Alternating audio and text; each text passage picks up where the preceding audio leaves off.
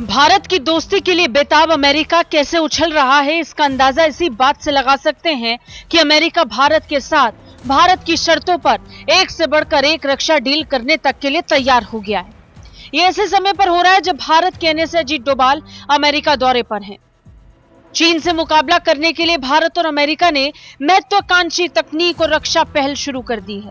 Indo Pacific क्षेत्र में चीन का मुकाबला करने के लिए और हथियारों के लिए रूस पर से निर्भरता कम करने के लिए अमेरिका और भारत उन्नत रक्षा और कंप्यूटिंग प्रौद्योगिकी साझा करने की योजना बना रहे हैं। अमेरिका कई बार कह चुका है कि हथियारों के लिए रूस पर अपनी निर्भरता की वजह से भारत उसके ज्यादा करीब है, इसलिए अमेरिका भी भारत को आधुनिक तकनीक मुहैया कराने में सहयोग करेगा।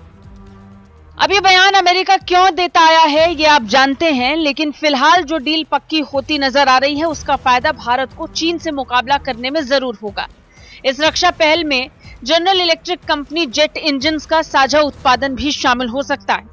ऐसा माना जा रहा है कि अमेरिका चाहता है कि चीन से मुकाबला करने के लिए भारत हथियार के लिए रूस पर नहीं अमेरिका पर अपनी निर्भरता बढ़ाए।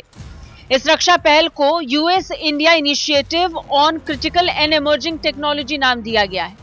सेना और आपूर्ति श्रृंखला को मजबूत करने के व्यापक एजेंडे के साथ भारत और अमेरिका ने इस योजना की जानकारी दी।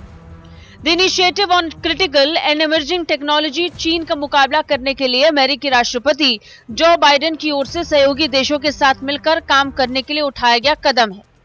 अमेरिका के राष्ट्रीय सुरक्षा सलाहकार जैक सुलिवन ने प्रेस कॉन्फ्रेंस के दौरान कहा, भू राजनीतिक चुनौतियों का फ्रेमवर्क केवल रूस या चीन की ओर से नहीं बनाया जाएगा, क्योंकि चीन की आक्रामक सैन्य रणनीति और आर्थिक ताकत का गहरा असर भारत की राजधानी दिल्ली के अलावा दुनिया भर की राजधानियों पर पड़ा है।